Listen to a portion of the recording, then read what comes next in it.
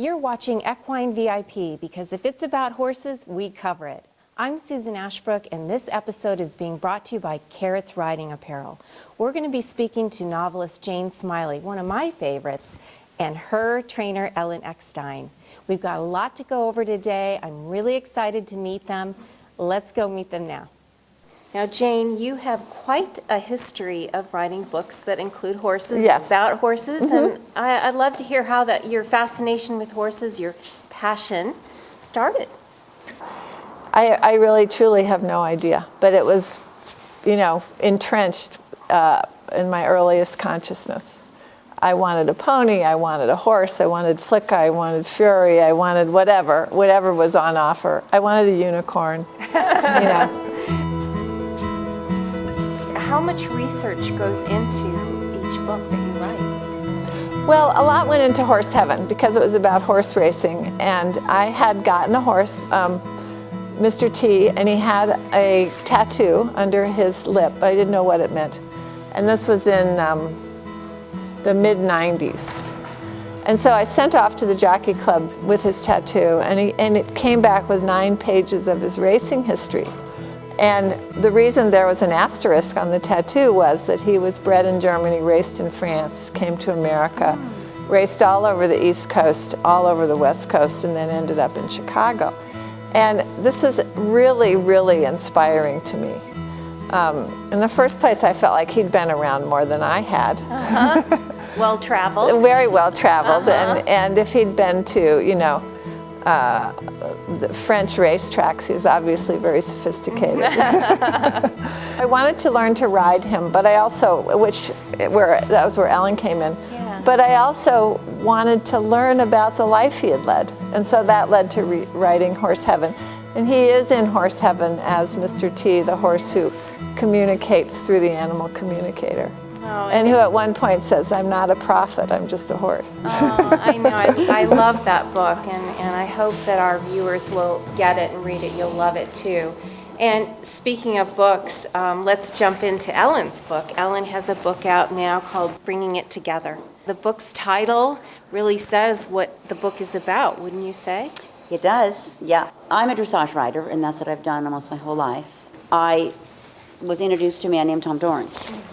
Because a horse that I was riding and trying to start, a big, huge mare, had bucked me off, and a mutual friend of ours had been saying to me, "You're going to get killed, really. You really need to get Tom." So Tom came to help. Tom is so respected. I mean, maybe you'll take a minute and just tell us a little about him and. Yeah, he is the man behind Ray Hunt.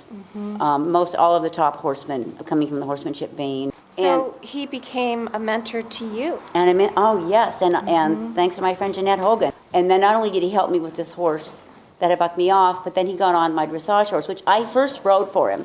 It was second level, which was, in the 70s, that was great, early 70s. And I was kind of showing off, I thought. And then, so then Tom asked if he could take the horse and work with him. And it was humiliating in a way. It was really embarrassing because Tom, that horse got so light. I was like trot in, halt and trot off, and Tom had that horse trot in, halt, trot off, or back up, or whatever you wanted to do, cantering off. I had a lot of trouble with flying changes. I was working with the top dressage people in those days. Tom got on, flying changes, flying changes, flying changes. The thing about Tom was that he observed horses and how they moved and acted, and from that he inferred how they thought. And then he used their own body language in order to solicit their cooperation and to play with them. In my new book, The Georges and the Jewels, which is a girl's horse book, he is a figure in there because the book takes place in the mid-1960s, and I wanted the kids who are reading the book to be aware that that's what happened in the mid-1960s and into the 70s. Things changed in the horse world. Yes. How did you two connect? Well, I can't remember who recommended me to call you, but you were giving lessons in Carmel Valley, and I had Mr. T. Yeah. And I'll never forget one time Ellen walked in from the parking lot or from the driveway, and I was trotting Mr. T around, and he turned his head and he greeted her. And during that lesson, she wanted, I can't even remember how this came up, but she gave me, this is the great thing about Ellen, because she could communicate how something was supposed to feel. So we were canting around, and she communicated that it was supposed to feel as though my elbows were connected to his hocks by elastic bands. So I got that feeling, and I got that feeling. We cantered her around. And then just on the spur of the moment, I asked for a canter pirouette, which I had never done in my life, and I don't think he'd ever done in his life. Around. I went, wow. Catching up with two busy ladies wasn't easy. I know this has been not easy. But so you give clinics. Yeah, yeah. And your book we can find in.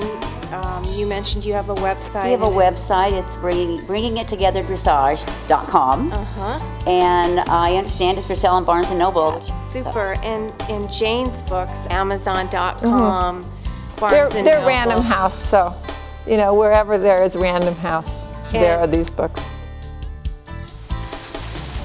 So Jane, how did carrots work for you today?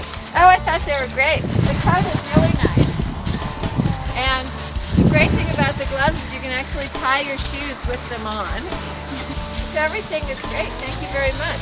I mean, these pants are so warm, fleece inside, and I really like this style they're making with the little jodher leg, and this jacket is wonderful. I think it's very stylish. Very stylish. And the turtleneck's very pretty.